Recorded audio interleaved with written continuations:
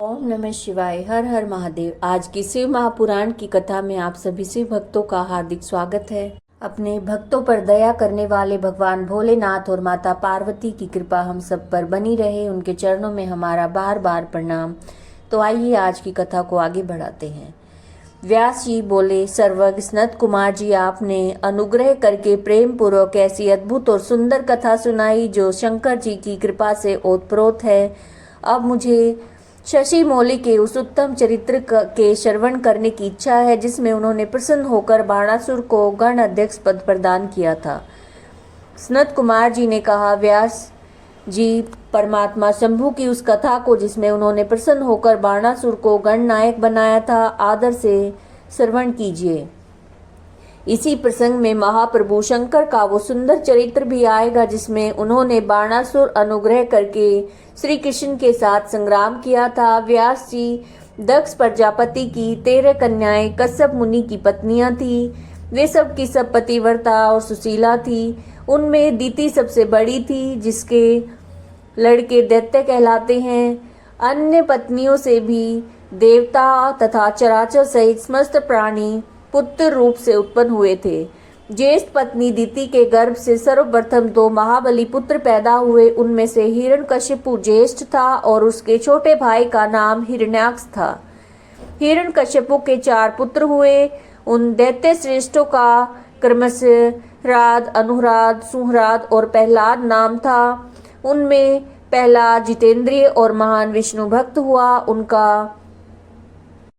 उनका नाश करने के लिए कोई भी दैत्य समर्थ न हो सका। प्रहलाद का पुत्र विरोचन हुआ। वो दानियों में सर्वश्रेष्ठ था। उसने विप्र रूप से याचना करने वाले इंद्र को अपना सिर दे डाला था। उसका पुत्र बलि हुआ। ये महादानी और शिव भक्त था। इसने वामन रूपधारी विष्णु को सारी पृथ्वी दान कर दी थी।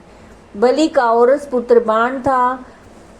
वह शिव भक्त, मानी, उदार, बुद्धिमान, सत्य प्रतीक और सहस्त्रों का दान करने वाला था। उस असुर राज ने पूर्व काल में त्रिलोकी को तथा त्रिलोक अधिपतियों को बलपूर्वक जीतकर शोणितपुर में अपनी राजधानी बनाया। वहीं रहकर राज्य करने लगा। उस समय देवगण शंकर जी की कृपा से उस शिव भक्त बाणासुर के किंकर के समान हो गए थे। उसके राज्य में देवताओं के अतिरिक्त कोई भी प्रजा दुखी नहीं थी। शत्रु धर्म का बर्ताव करने वाले देवता शत्रुघ्नवश ही कष्ट झेल रहे थे। एक समय वह महाअसुर अपनी सहस्त्रों भुजाओं से ताली बजाता हुआ तांडव नृत्य करके महेश्वर शिव को प्रसन्न करने की चेष्टा करने लगा। उसके उस नृत्य से भक्त वत्सल शंकर संतुष्ट हो गए और फिर उन्होंने परम प्रसन्न होकर उसकी ओर कृपा दृष्टि से देखा। भगवान शंकर तो संपूर्ण लोकों के स्वामी, शरणागत वत्सल और भक्त वाचा कल्प तरु ही ठहरे। उन्होंने बलि नंदन महाअसुर बाण को वर देने की इच्छा प्रकट की। मुने बलि नंदन महादैत्य बाण शिव भक्तों में श्रेष्ठ और परम बुद्धिमान था। उसने परमेश्वर शंकर को प्रणाम करके उनकी स्तुति की और कहा, बाणासुर बोला, प्रभु आप मेरे रक्षक हो जाइए। पुत्रों और गणों सहित मेरे नगर के अध्यक्ष बनकर सर्वथा प्रीति का निर्वाह करते हुए मेरे पास निवास कीजिए। सनत कुमार कहते हैं, महर्षि, वो बलि पुत्र बाण निश्चय ही शिव जी की माया से मोह में पड़ गया था। इसलिए उसने मुक्ति प्रदान करने वाले दुराराध्य महेश्वर को पाकर भी ऐसा वर मांगा। तब ऐश्वर्यशाली भक्त वत्सल शंभु उसे वर देकर पुत्रों और गणों के साथ प्रेम पूर्वक वही निवास करने लगे। एक बार बाणासुर को बड़ा गर्व हो गया। उसने तांडव नृत्य करके शंकर को संतुष्ट किया। जब बाणासुर को ये ज्ञात हो गया कि पार्वती वल्लभ शिव प्रसन्न हो गए हैं, तब हाथ जोड़कर सिर झुकाए हुए बोला। बाणासुर ने कहा, देवादिदेव महादेव, आप समस्त देवताओं के शिरोमणि हैं। आपकी कृपा से मैं बलि हुआ हूँ। अब आप मेरा उत्तम वचन सुनिए। देव, आपने जो मुझे 1000 भुजाएं प्रदान की हैं, ये तो अब मुझे महान भार स्वरूप लग रही हैं, क्योंकि इस त्रिलोकी में मुझे आपके अतिरिक्त अपनी जोड़ का कोई योद्धा ही नहीं मिला। इसलिए वृषभ ध्वज, युद्ध के लिए इन पर्वत सरीखी सहस्त्रों भुजाओं को लेकर मैं क्या करूं? मैं अपनी इन परिपुष्ट भुजाओं की खुजली मिटाने के लिए युद्ध की लालसा में नगरों और पर्वतों को चूर्ण करता हुआ दिग्गजों के पास गया, परंतु वे भी भयभीत होकर भाग खड़े हुए। मैंने यम को योद्धा, अग्नि को महान कार्य करने वाला, वरुण को गौओं का पालन करता गोपाल, कुबेर को गजाध्यक्ष, निश्रिति को सैरंद्री और इंद्र को जीत कर सदा के लिए करद बना लिया है। महेश्वर, अब मुझे किसी ऐसे युद्ध के प्राप्त होने की बात बताइए जिसमें मेरी ये भुजाएं या तो शत्रु के हाथों से छूटे हुए शस्त्र अस्त्रों से जर्जर होकर गिर जाएं या हजारों प्रकार से शत्रु की भुजाओं को ही गिराएं। ये मेरी अभिलाषा है, इसे पूर्ण करने की कृपा करें। सनत कुमार कहते हैं, मुनि श्रेष्ठ, उसकी बात सुनकर भक्त बाधा भारी तथा महामन्यु स्वरूप रुद्र को कुछ क्रोध आ गया। तब वे महान अद्भुत अट्टहास करके बोले। रुद्र ने कहा, अरे अभिमानी, संपूर्ण दैत्यों के कुल में नीच, तुझे सर्वथा धिक्कार है। तू बलि का पुत्र और मेरा भक्त है, तेरे लिए ऐसी बात कहना उचित नहीं है। अब तेरा दर्प चूर्ण होगा, तुझे शीघ्र ही मेरे समान बलवान के साथ अकस्मात महान भीषण युद्ध प्राप्त होगा। उस संग्राम में तेरी ये पर्वत सरीखी भुजाएं जलौनी लकड़ी की तरह शस्त्र अस्त्रों से छिन्न भिन्न होकर भूमि पर गिरेंगी। दुष्ट आत्मन, तेरे आयुधागार पर स्थापित तेरा जो ये मनुष्य के सिर वाला मयूर ध्वज फहरा रहा है, इसका जब वायु भय के बिना ही पतन हो जाएगा, तब तू अपने चित्त में समझ लेना कि वह महान भयानक युद्ध आ पहुंचा है। उस समय तू घोर संग्राम का निश्चय करके अपनी सारी सेना के साथ वहां जाना। इस समय तू अपने महल को लौट जा, क्योंकि इसी में तेरा कल्याण है। दुर्मते, वहां तुझे प्रसिद्ध बड़े बड़े उत्पात दिखाई देंगे। यो कहकर गर्वहारी भक्त वत्सल भगवान शंकर चुप हो गए।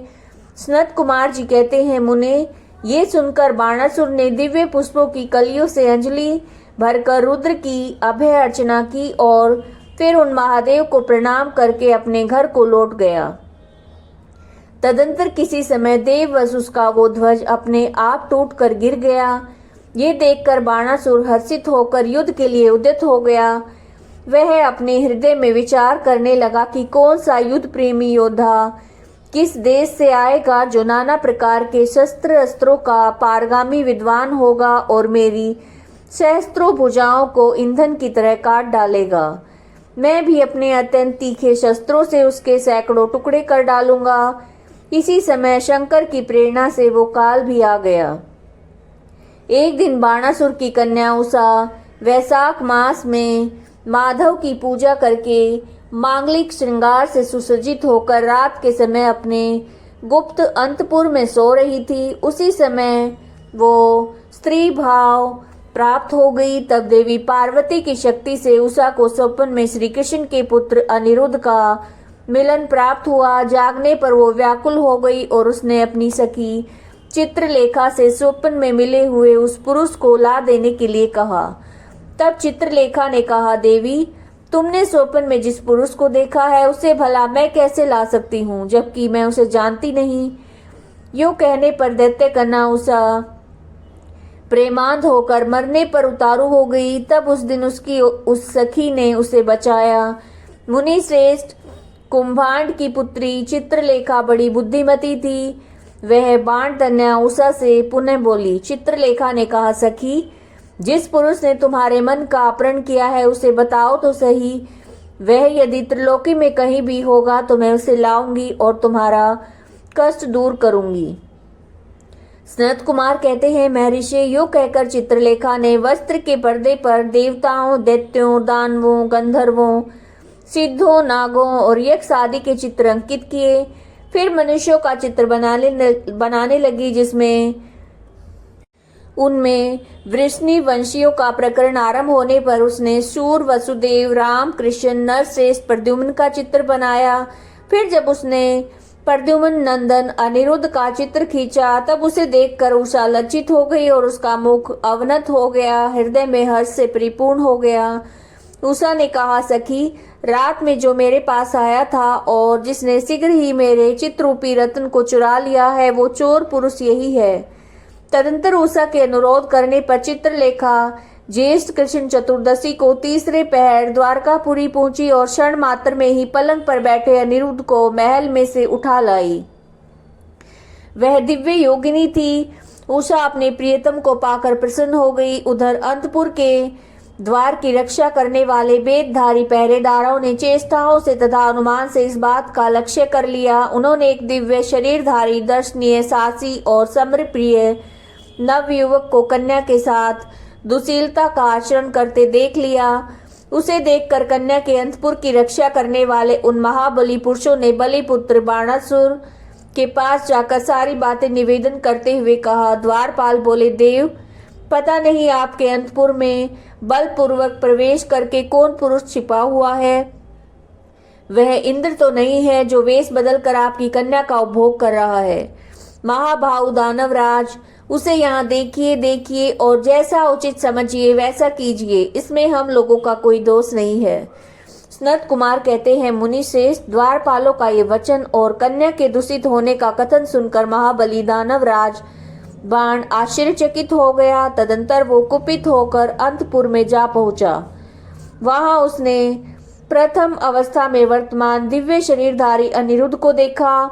उसे महान आश्चर्य हुआ। फिर उसने उसका बल देखने के लिए 10,000 सैनिकों को भेजकर आज्ञा दी कि इसे मार डालो। सेना ने अनिरुद्ध पर आक्रमण किया। तब अनिरुद्ध ने बात की बात में 10,000 सैनिकों को काल के हवाले कर दिया। फिर तो असंख्य सेना पर सेना आने लगी और अनिरुद्ध ने काल का ग्रास बनाने लगा। तदंतर उन्होंने बाणासुर का वध करने के लिए एक शक्ति हाथ में ली जो कालाग्नि के समान भयंकर थी। फिर उसी से रथ की बैठक में बैठे हुए बाणासुर पर प्रहार किया। उसकी गहरी चोट खाकर वीरवर बाण उसी क्षण घोड़ों सहित वहां अंतर्ध्यान हो गया। महावीर बलिपुत्र बाणासुर ने, जो महान बल संपन्न और शिव भक्त था, छल पूर्वक नागपाश से अनिरुद्ध को बांध लिया। इस प्रकार उन्हें बांधकर पिंजरे में कैद करके वो युद्ध से उपराम हो गया। तत्पश्चात बाण कुपित होकर महाबली सूतपुत्र से बोला। बाणासुर ने कहा, सूतपुत्र, घास फूस के ढके हुए अगाध कुएं में ढकेल कर इस पापी को मार डाल। अधिक क्या कहूँ, इसे सर्वथा मार डालना चाहिए। सनत कुमार कहते हैं, मुने उसकी बात सुनकर उत्तम मंत्रियों में श्रेष्ठ धर्म बुद्धि निशाचर कुंभांड ने बाणासुर से कहा। कुंभांड बोला, देव, थोड़ा विचार तो कीजिए। मेरी समझ से तो ये कर्म करना उचित नहीं प्रतीत होता, क्योंकि इसके मारे जाने पर अपना आत्मा ही आहत हो जाएगा। पराक्रम में तो ये विष्णु के समान दिख रहा है। जान पड़ता है आप पर कुपित होकर चंद्रचूड़ ने अपने उत्तम तेज से इसे बढ़ा दिया है। सास में शशि मौली की समानता कर रहा है, क्योंकि इस अवस्था को पहुंच जाने पर भी ये पुरुषार्थ पर डटा हुआ है। ये ऐसा बली है कि यद्यपि नाग इसे बलपूर्वक डस रहे हैं, तथापि हम लोगों को तृणवत ही समझ रहा है। सनत कुमार जी कहते हैं, व्यास जी, दानव कुंभांड राजनीति के ज्ञाताओं में श्रेष्ठ था। वो बाण से ऐसा कहकर फिर अनिरुद्ध से कहने लगा। कुंभांड ने कहा, नराधम, अब तू वीरवर दैत्यराज की स्तुति कर और दीन वाणी से मैं हार गया यूं बार बार कहकर उन्हें हाथ जोड़कर नमस्कार कर। ऐसा करने से ही तू मुक्त हो सकता है, अन्यथा तुझे बंधन आदि का कष्ट भोगना पड़ेगा। उसकी बात सुनकर अनिरुद्ध उत्तर देते हुए बोले।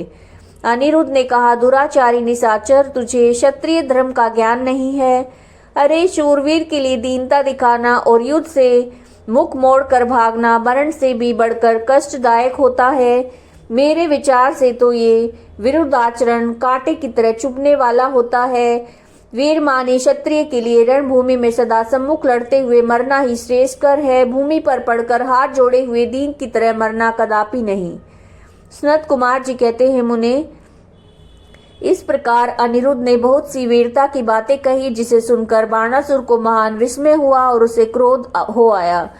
उसी समय समस्त वीरों के, अनिरुद्ध के और मंत्री कुंभांड के सुनते सुनते बाणासुर के आश्वासनार्थ आकाशवाणी हुई। आकाशवाणी ने कहा, महाबली बाण, तुम बलि के पुत्र हो, अतः थोड़ा विचार तो करो। परम बुद्धिमान शिव भक्त, तुम्हारे लिए क्रोध करना उचित नहीं है। शिव समस्त प्राणियों के ईश्वर, कर्मों के साक्षी और परमेश्वर हैं। ये सारा चराचर जगत उन्हीं के अधीन है। वे सदा रजोगुण, सत्वगुण और तमोगुण का आश्रय लेकर ब्रह्मा विष्णु रुद्र रूप से लोकों की सृष्टि, भरण पोषण और संहार करते हैं। वे सर्वांत अंतर्यामी, सर्वेश्वर, सबके प्रेरक, सर्वश्रेष्ठ, विकार रहित, अविनाशी, नित्य और मायाधीश होने पर भी निर्गुण हैं। बलि के श्रेष्ठ पुत्र, उनकी इच्छा से निर्बल को भी बलवान समझना चाहिए। महामते, मन में यूं विचार करके स्वस्थ हो जाओ और नाना प्रकार की लीलाओं के रचने में निपुण भक्त वत्सल भगवान शंकर गर्व को मिटा देने वाले हैं। वे इस समय तुम्हारे गर्व को चूर कर देंगे। सनत कुमार जी कहते हैं, महामुने, इतना कहकर आकाशवाणी बंद हो गई। तब उसके वचन को मानकर बाणासुर ने अनिरुद्ध का वध करने का विचार छोड़ दिया। तदंतर विषैले नागों के पास से बंधे हुए अनिरुद्ध उसी क्षण दुर्गा का स्मरण करने लगे। अनिरुद्ध ने कहा, शरणागत वत्सले, आप यश प्रदान करने वाली हैं। आपका रोष बड़ा उग्र होता है देवी। मैं नागपाश से बंधा हुआ हूँ और नागों की विष ज्वाला से संतप्त हो रहा हूँ, अतः शीघ्र पधारिए और मेरी रक्षा कीजिए। सनत कुमार जी कहते हैं, मुनीश्वर, जब अनिरुद्ध ने पिसे हुए काले कोयले के समान कृष्ण वर्ण वाली काली को इस प्रकार संतुष्ट किया, तब ज्येष्ठ कृष्ण चतुर्दशी की महारात्रि में वहां प्रकट हुए। चतुर्दशी की महारात्रि में वहां पर प्रकट हुई। उन्होंने उन सर्प रूपी भयानक बाणों को भस्मसात करके अपने बलिष्ठ मुक्कों के आघात से उस नाग पंचर को विदीर्ण कर दिया। इस प्रकार दुर्गा ने अनिरुद्ध को बंधन मुक्त करके उन्हें पुनः अंतपुर में पहुंचा दिया और स्वयं वहां अंतर्ध्यान हो गई। इस प्रकार शिव की शक्ति स्वरूपा देवी की कृपा से अनिरुद्ध कष्ट से छूट गए। उसकी सारी व्यथा मिट गई और वे सुखी हो गए। तदंतर प्रद्युम्न नंदन अनिरुद्ध शिव भक्ति के प्रताप से विजयी होकर अपनी प्रिया बाणकन्या को पाकर परम हर्षित हुए और अपनी प्रियतमा उस उषा के साथ पूर्ववत सुख पूर्वक विहार करने लगे। इधर पौत्र अनिरुद्ध के अदृश्य हो जाने तथा नारद जी के मुख से उसके बाणासुर के द्वारा नागपाश में बांधे जाने का विचार सुनकर 12 अक्षौणी सेना के साथ प्रद्युम्न आदि वीरों को साथ लेकर भगवान श्री कृष्ण ने शोणितपुर पर चढ़ाई कर दी। उधर भगवान श्री रुद्र ने भी अपने भक्त के पक्ष में सज धज कर आ डटे। फिर तो श्री कृष्ण और शिव का बड़ा भयानक युद्ध हुआ। दोनों ओर से ज्वर छोड़े गए। अंत में श्री कृष्ण ने स्वयं श्री रुद्र के पास आकर उनका सत्वन करके कहा, सर्वव्यापी शंकर, आप गुणों से निर्लिप्त होकर भी गुणों से ही गुणों को प्रकाशित करते हैं। गिरिशाई भूमन, आप सब प्रकाश है। जिनकी बुद्धि आपकी माया से मोहित हो गई है, वे स्त्री, पुत्र, ग्रह आदि विषयों में आसक्त होकर दुख सागर में डूबते उतारते हैं। जो अजितेंद्रिय पुरुष प्रारब्धवश इस मनुष्य जन्म को पाकर भी आपके चरणों में प्रेम नहीं करता, वह शोचनीय तथा आत्मवंचक है। भगवान, आप गर्वहारी हैं। आपने ही तो इस गर्विले बाण को शाप दिया था, अतः आप ही की आज्ञा से मैं बाणासुर की भुजाओं का छेदन करने के लिए यहाँ पर आया हूँ। इसलिए महादेव, आप इस युद्ध से निवृत्त हो जाइए। प्रभु, मुझे बाण की भुजाओं को काटने के लिए आज्ञा प्रदान कीजिए, जिससे आपका शाप व्यर्थ न हो। महेश्वर ने कहा, तात, आपने ठीक कहा है। मैंने इस दैत्य राज को शाप दिया है और मेरी ही आज्ञा से आप बाणासुर की भुजाएं काटने के लिए यहाँ पधारे हैं। किंतु रमानाथ, हरे क्या करूं, मैं तो सदा भक्तों के अधीन रहता हूँ। ऐसी दशा में वीर, मेरे देखते हुए बाण की भुजाएं कैसे काटी जा सकती है? इसलिए मेरी आज्ञा से आप पहले जृंभणास्त्र द्वारा मुझे जृंभित कर दीजिए, तत्पश्चात अपना अभिष्ट कार्य संपन्न कीजिए और सुखी हो जाइए। सनत कुमार कहते हैं, मुनीश्वर, शंकर जी के ऐसा कहने पर शांगपाणी श्री हरि को महान विस्मय हुआ। वे अपने युद्ध स्थान पर आकर परम आनंदित हुए। व्यास जी तदंतर नाना प्रकार के अस्त्रों के संचालन में निपुण श्री हरि ने तुरंत ही अपने धनुष पर जृंभणास्त्र का संधान करके उसे पिनाक पाणी शंकर पर छोड़ दिया। इस प्रकार श्री कृष्ण जृंभणास्त्र द्वारा जृंभित हुए शंकर को मोह में डालकर खड़ग, गदा और रिष्टि आदि से बाण की सेना का संहार करने लगे। ये आप शिव महापुराण की कथा सुन रहे थे। आज की कथा को हम यही विराम देते हैं। शिव पुराण की कथाएं नित्य सुनने के लिए चैनल के साथ बने रहिएगा।